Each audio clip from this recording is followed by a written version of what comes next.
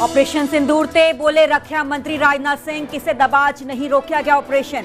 पाकिस्तान कार्रवाई रोकਣ ਲਈ गिड़गड़ाया। पाकिस्तान के डीजीएमओ ने भारत नाल कीता संपर्क।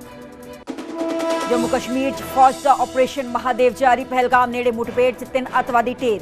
AK-47 राइफलां हुईयां बरामद। लुधियाना के ग्यासपुरा सड़क से लाश सुट के फरार हुए 2 बाइक सवार शरेआम वारदात नूं दिता अंजाम। पुलिस कर रही मुलजमां दी भाल। लुधियाना च नहर च डिगी श्रद्धालुओं नाल भरी पिकअप गड्डी। हादसे च 6 लोगों की मौत, 4 लापता। गड्डी च सवार सन 29 लोग। जलंधर सिविल हॉस्पिटल पहुंची जांच टीम। 3 मरीजों की मौत के मामले की कर रही जांच। मौत के कारण का लगाया जा रहा पता। परिवार ने ऑक्सीजन सप्लाई प्रभावित होने नूं दस्सिया है वजह। पंजाब च लोड़ तो वध यूरिया खाद की खरीद नूं लैके केंद्र सरकार सख्त। टॉप 10 रिटेलर्स की लिस्ट की जारी। पंजाब सरकार तो 5 अगस्त तक मंगी जांच रिपोर्ट। रामपुरा फूल च विद्यार्थियों के भविख नाल खिलवाड़। सवालों के घेरे च निजी वैटनरी साइंस कॉलेज। स्टूडेंट्स का इल्जाम, साडियां डिग्रीज की मानता हुई रद्द। फरीदाबाद च पिता ने 2 बच्चियां सने कीता सुसाइड। घरेलू कलेश तो तंग आके चुक्या कदम। कोल्ड ड्रिंक च पा के बच्चों नूं दिता जहर, बाद च खुद भी पीता। रामपुरा फूल च सीवरेज के पानी ने सरकारी बस चोरी होनों बचाई। अड्डे तो बस लेके आए चोर, पर चिक्कड़ च फसन करके रस्ते च छड्डी। SGPC की अंतरिम कमेटी की मीटिंग च बंदी सिंघां की रिहाई के मुद्दे ते चर्चा। धामी ने केंद्र सरकार नूं याद करवाया 550वें प्रकाश पूरब मौके कीता वादा। कहा बंदी सिंघां की रिहाई ही श्री गुरु तेग बहादुर जी नूं सच्ची श्रद्धांजलि। लैंड पूलिंग स्कीम खिलाफ अकाली दल का बड़ा प्रदर्शन। मोहाली सुखबीर सिंह बादल की अगवाई च मुजाहरा। बोले सरकार कर रही जमीन मालकां दे नाल धक्का।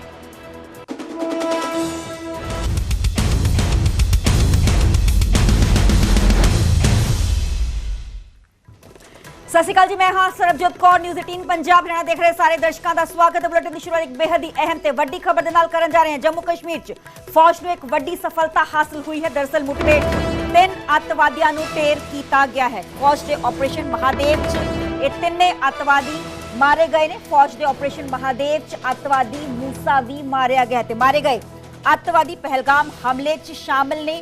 सोर्सेस इस गल का जिक्र कर रहे हैं। श्रीनगर के बाहरी इलाके दे लडवास ये पूरा एनकाउंटर हुआ है। तो वड्डी खबर का जिक्र कर रहे हैं। जम्मू कश्मीर च फौज नूं एक वड्डी सफलता हासिल हुई है। मुठभेड़ हुई है, एनकाउंटर हुआ। इस तो बाद 6 अतवादी ढेर किए गए ने। फौज ने ऑपरेशन महादेव के चलते इन्हां अतवादियों नूं ढेर किया है। पाकिस्तानी ये अतवादी ने दस दिए कि 3 अतवादी लुके हुए सी। एक खुफिया इनपुट फौज नूं सी ते पुलिस नूं सी। मेरे नाल मेरे सहयोगी रिफत अब्दुल्ला फोन लाइन पर जुड़े ने। रिफत, ये कुछ क्या क्लियर हो पाया है? ये तीनों आतंकवादी क्या पहलगाम हमले के मुलजिम हैं? देखिए, बताया जा रहा है कि इन्वॉल्वमेंट हो सकती है और एक मास्टरमाइंड भी हो सकता है जिसका नाम सुलेमान बताया जा रहा है। हालांकि अभी ऑफिशियली कंफर्मेशन इसकी नहीं हुई है, लेकिन एक बड़ा ऑपरेशन था, एक बड़ा एनकाउंटर था, क्योंकि जहां पे एनकाउंटर हुआ वो इनएक्सेसिबल एरिया है, माउंटेनस एरिया है और स्पेसिफिक इंफॉर्मेशन भारतीय सेना, पुलिस और CRPF को मिली थी। फौरन आर्मी ने कॉर्डन किया और तीनों को घेरा और एक हाइडआउट वहां पे था जिसको बस्ट किया गया। फिलहाल 3 लश्कर के जो हैं ऑपरेटिव्स और लश्कर के मिलिटेंट जो हैं वो मारे गए हैं और एक का नाम सुलेमान बताया जा रहा है और दूसरे का नाम उमर बताया जा रहा है। बताया जा रहा है कि सुलेमान का ताल्लुक जो है वो पहलगाम अटैक के साथ है और अभी यही खबरें आ रही हैं, लेकिन एक बड़ा ऑपरेशन अंजाम दिया गया आर्मी और पुलिस की तरफ से। रिफत, क्या कुछ रिकवरी हुई है इनकी तरफ से? देखिए, अभी एक US मेड गन मिला है और AK सीरीज की राइफल्स मिली हैं, ग्रेनेड्स मिले हैं और कुछ बर्तन मिले हैं, कपड़े मिले हैं। यानी पूरा तैयारी के साथ वो वहां पे पहाड़ों में रह रहे थे। ये मैं बता दूं, ये इनएक्सेसिबल एरिया है। यानी जो ये जो एरिया है ये पहाड़ी एरिया है और महादेव पीक है और महादेव पीक के साथ में ये जो एरिया है वहां पर ही फुट हिल्स पे इनका हाइडआउट था और कब से ये वहां पे रह रहे थे अभी शायद आर्मी की तरफ से डिटेल्स आ जाएंगी और क्या इनका मंसूबा था, जो पहलगाम अटैक है उसके साथ किस तरीके से इनके तार जुड़े हुए थे, किस तरीके से इनमें से जो सुलेमान के बारे में बताया जा रहा है वो किस तरीके से इन्वॉल्व था, क्या क्या उन्होंने किया था, ये डिटेल्स आप इमर्ज हो जाएंगी। अभी आर्मी जो है शायद प्रेस कॉन्फ्रेंस में ये सब चीजें बता देगी। रिफत, ये तीनों ही आतंकवादी थे या इनके साथ और भी कोई इनका साथी था? क्या ये कुछ क्लैरिटी मिल पाई है कि 15 अगस्त को लेकर कोई घटना को अंजाम देने की फिराक में थे ये मुलजिम? देखिए, 3 जो मारे गए बताया जा रहा है तीनों पाकिस्तानी हैं और उनके कब्जे से जिस तरीके का हथियार बरामद हुआ है ये पाकिस्तान से ही लाया गया है और इसमें शायद ये बताया जा रहा है कि क्या जा रहा है और तीसरे की आइडेंटिफिकेशन अभी एसरटेन की जा रही है, लेकिन जिस तरीके से पिक्चर सामने आई लगता है कि शक्ल से ही कि तीनों पाकिस्तानी हैं। जी जी, चलिए बहुत बहुत शुक्रिया रिफत, हमें पूरी जानकारी देने ਲਈ ਤੇ एक मारे गए आतंकवादी का नाम सुलेमान है, दूसरे दा उमर है ਤੇ तीसरे दी आइडेंटिटी होने रिवील नहीं हो पाई है। जानने की कोशिश कर रही है पर पुलिस उत्थे ही मौजूद है जिथे कि पूरा एनकाउंटर है होने भी इस पूरे पर्टिकुलर एरिया च सर्च ऑपरेशन सेना के जवानों के वालों चलाया जा रहा है। जम्मू कश्मीर च फौज ने एक वड्डी सफलता हासिल हुई है ते नहीं पाकिस्तानी नागरिक ने अतवादी ने किसी वड्डी घटना को अंजाम देने की फिराक सी, क्योंकि वड्डे पद्धर ते करंसी इन्हां दे कोलों बरामद हुई है, इस नाल ही असला हथियार भी वड्डे पद्धर ते बरामद हुए ने ते होर भी जो पुलिस है इलाके की छानबीन उन्हां दे वल्लों की जा रही है खुफिया इनपुट से, जिसके चलते इस पूरी वड्डे ऑपरेशन सक्सैसफुली अंजाम साडियां इंडियन फोर्सेस के वालों दिता गया, फौज के वालों दिता गया। फौज ने ऑपरेशन महादेव च अतवादी नूं मारिया है, एक दा नाम सुलेमान है ते एक खबरां ने चर्चावां ने, हालांकि फौजी क्लैरिटी देगी इस पूरे मुद्दे ते क्योंकि सुलेमान जो शख्स है अतवादी है मारिया गया है उसका कितना किते हथ सी वो पहलगाम अटैक च शामिल सी।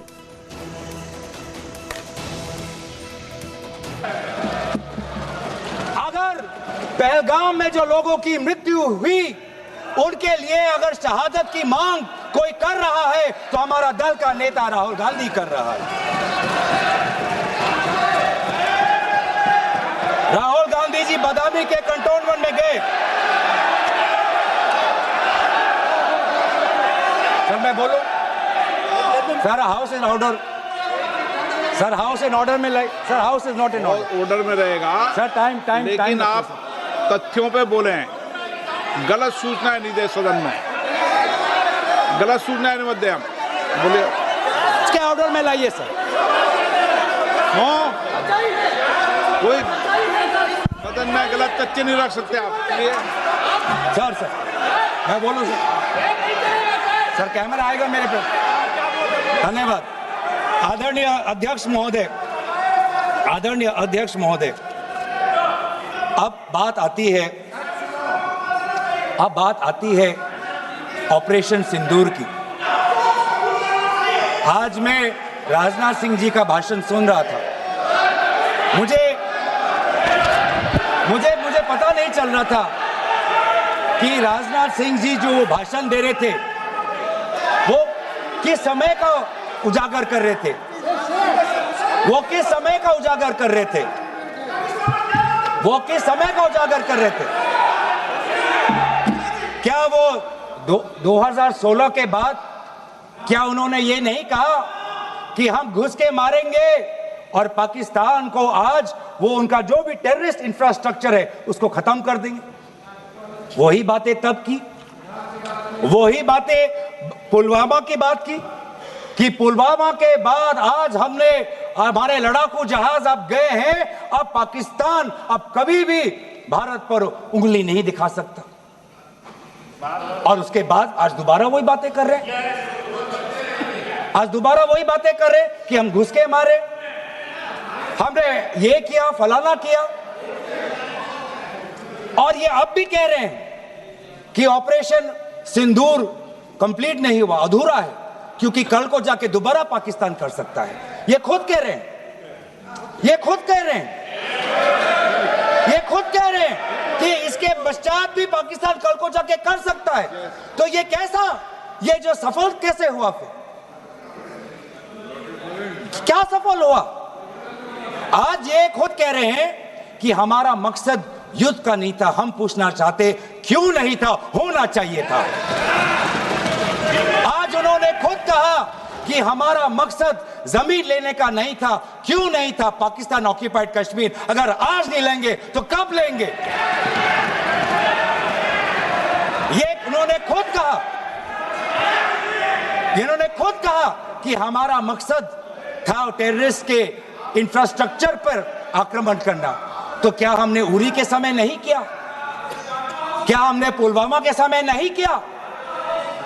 लेकिन उसके पश्चात भी पाकिस्तान का इतना साहस कि आज उन्होंने पहलगाम में जो पिछले 20 वर्षों में हमारे भारतीय नागरिकों पर सबसे दर्दनाक अगर हमला हुआ है तो आपके समय पे हुआ है। आपके समय में उरी हुआ, आपके समय में पुलवामा हुआ और आपके समय में आज पहलगाम हो रहा है। कुछ बातों का उजागर किया, कुछ किताबों का भी उजागर किया। ये नई प्रक्रिया है सर, हर चर्चा में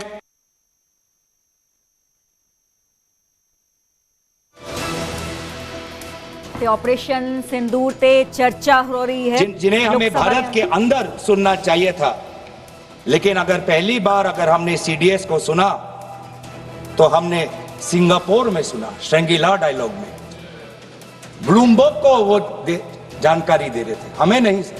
ब्लूमबर्ग को क्या जानकारी दिया? मैं पूरा पढ़ लेता हूं without editing. What is important, क्या जरूरी, हिंदी में अनुवाद करने की कोशिश भी करता हूं, मत करो। क्या ये जरूरी नहीं कि जेट गिरे, पर क्यों गिरे, क्या गलतियां हुई, वो महत्वपूर्ण है। संख्या महत्वपूर्ण नहीं सर। 35 ही राफेल है देश में, 35 ही राफेल है। अगर उनमें से कुछ गिरे भी तो देखिए सर, मुझे तो लगता है कि बहुत बड़ी क्षति हुई। 35 राफेल, अगर कुछ उनमें से भी अगर कुछ गिरे तो मुझे लगता है कि जरूरी है, क्योंकि आपको लगता है कि 35 राफेल काफी है, तो अगर कुछ गिरे तो वो भी जरूरी है। और उन्होंने उसके बाद ये कहा कि ये बात अच्छी है कि हमने अपनी गलतियां को समझा, उसको सुधरा, और 2 दिन बाद ऑपरेशन सिंदूर ते चर्चा लगातार जारी है। लोक सभा जिस तो पहला देश के डिफेंस मिनिस्टर राजनाथ सिंह बोले ते हुण विरोधी धिर दे आगू ने गौरव गोगोई, इन्हां दे वल्लों ऑपरेशन सिंदूर ते जो है चर्चा की जा रही है, गलबात की जा रही है।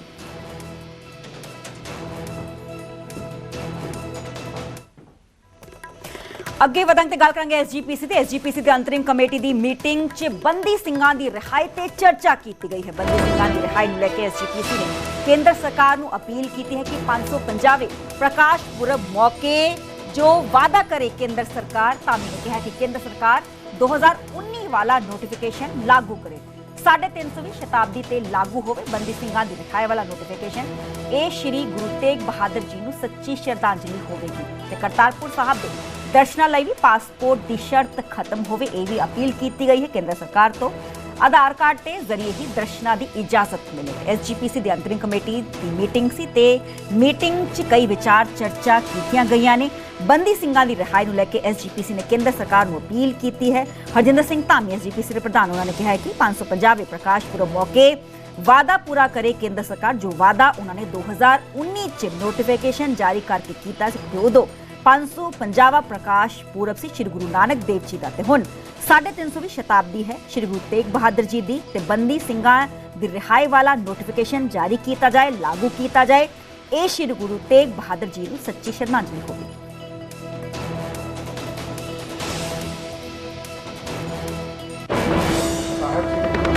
पातशाह जी के 550वें प्रकाश दिहाड़े तो बंदी ਸਿੰਘਾਂ ਦੀਆਂ ਜਿਹੜੀਆਂ ਸਜ਼ਾਵਾਂ ਕੁਝ ਮਾਫ ਕਰ ਲਈ ਤੇ ਕੁਝ ਜਿਹੜੀਆਂ ਉਹ ਕੰਪਿਊਟ ਕਰਕੇ ਉਮਰ ਕੈਦ 'ਚ ਉਹ ਤਬਦੀਲ ਕਰਨ ਦਾ ਨੋਟੀਫਿਕੇਸ਼ਨ ਹੋਈ ਸੀ। ਬਕਾਇਦਾ ਪਹਿਲਾਂ ਐਲਾਨ ਹੋਇਆ, ਫਿਰ ਨੋਟੀਫਿਕੇਸ਼ਨ ਹੋਈ, ਜਿਹਦੇ ਵਿੱਚ ਭਾਈ ਬਲਵੰਤ ਸਿੰਘ ਜੀ ਰਾਜੋਆਣਾ ਉਹਨਾਂ ਦੀ ਫਾਂਸੀ ਦੀ ਸਜ਼ਾ ਨੂੰ ਉਮਰ ਕੈਦ ਵਿੱਚ ਬਦਲ ਦੀ ਇਹ ਐਲਾਨ ਹੋਇਆ ਸੀ। ਐਲਾਨ ਤੋਂ ਬਾਅਦ ਇਹਦੀ ਨੋਟੀਫਿਕੇਸ਼ਨ ਵੀ ਹੋ ਗਈ ਬਕਾਇਦਾ ਤੌਰ 'ਤੇ। ਉਹ ਕਾਪੀਆਂ ਵੀ ਮੌਜੂਦ ਆ। ਦੇਸ਼ ਦੇ ਪ੍ਰਧਾਨ ਮੰਤਰੀ ਸਾਹਿਬ ਤੇ ਦੇਸ਼ ਦੇ ਹੋਮ ਮਿਨਿਸਟਰ ਪਾਸੋਂ ਇਹ ਮੰਗ ਕਰਦੀ ਆ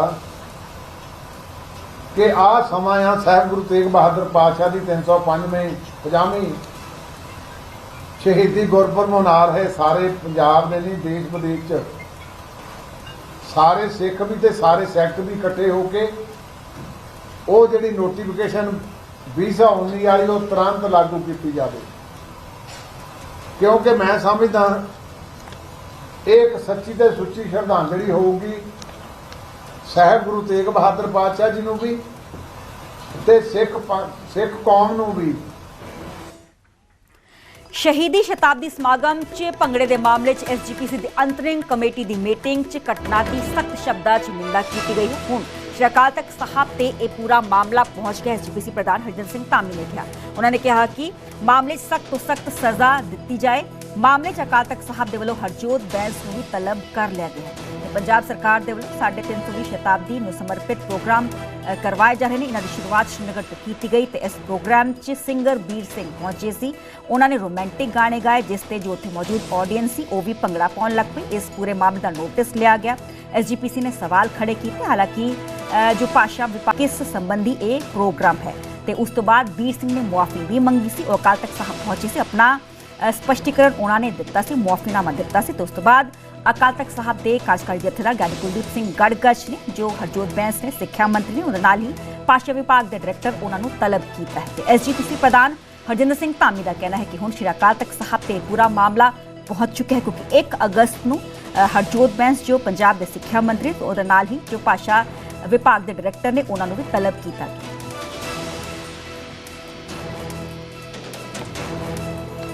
घटना पिछले दिन श्रीनगर विखे वापरी थी,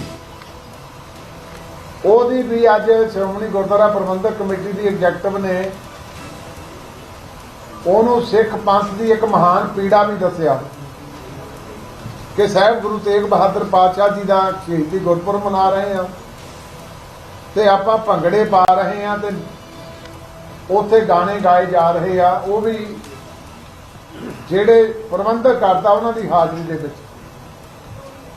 सो इस करके क्योंकि मसला हम श्री अकाल तख्त साहब से चलिया गया, असी अपने तौर पर भी मांग करते हैं कि ये उत्ते जो कार्रवाई होनी चाहिए ताकि कोई गां हमाकत ना कर सके यहो जी, क्योंकि एड्डी वड्डी शताब्दी होवे ते शताब्दी नूं आपां इस तर्ज ते रोलण दा यतन करिए कि सिखां दे जिहड़े आ वो जख्म होंदे इस गल दे नाल देश ते विदेश दे विच हर एक ने इस गल नूं बहुत बड़ा पीड़ा महसूस कीती आ। सो ये भी अज दी एग्जैक्टिव दे विच डिस्कस होया कि इन्हां ते तुरंत श्री अकाल तख्त साहब जो बनदी कार्रवाई करके ਇਹੋ ਜਿਹੀਆਂ ਜਿਹੜੀਆਂ ਹਰਕਤਾਂ ਉਹ ਰੋਕੀਆਂ ਜਾਣ। ਤੇ ਦੋ ਵੱਖ-ਵੱਖ ਤਸਵੀਰਾਂ ਤੁਸੀਂ ਵੇਖ ਪਾ ਰਹੇ ਹੋ। ਇੱਕ ਤਸਵੀਰਾਂ ਨੇ ਤਕਰੀਬਨ 20 ਤੋਂ 25 ਦਿਨ ਪਹਿਲਾਂ ਦੀਆਂ, ਜਦੋਂ ਕਿ ਲੁਧਿਆਣਾ ਦਾ ਹੀ ਇਹ ਮਾਮਲਾ ਹੈ। ਇੱਕ ਸ਼ਖਸ ਬਾਈਕ ਤੇ ਸਵਾਰ ਹੋ ਕੇ ਬੋਰੀ 'ਚ ਇੱਕ ਲੜਕੀ ਦੀ ਲਾਸ਼ ਨੂੰ ਲੈ ਕੇ ਆਇਆ ਸੀ ਤੇ सड़क के विचकार ही जो डिवाइडर है उत्थे सुट के मौके तो फरार हो गया। हालांकि इस पूरे मामले च पुलिस ने जांच पड़ताल की थी, मुलजम गिरफ्तार किए गए थे क्योंकि उन्होंने ही लड़की दे ही सस सहुरे ने इस पूरी घटना को अंजाम दिता सी। दूसरी तस्वीरां ने मुड़ सड़क पर इस लाश को सुट्या गया। ये भी तस्वीरां लुधियाना दियां ही ने। सड़क पर इस लाश को लैके आते हैं, बाइक पर इनफैक्ट लैके आते हैं, किस तरीके नाल गली च साइड पर इस लाश को मौके तो सुट के ये बाइक सवार फरार हो जाते हैं। हुण पुलिस अपने अपने ਵੱਖ-ਵੱਖ तरीके ਦੇ ਨਾਲ ਵੱਖ-ਵੱਖ एंगल्स ਤੋਂ ਜਾਂਚ पड़ताल कर रही है। शख्स कौन ने, किस तरीके नाल इस शख्स की मौत हुई है जिसनों कि सिट के मौके तो फरार होए।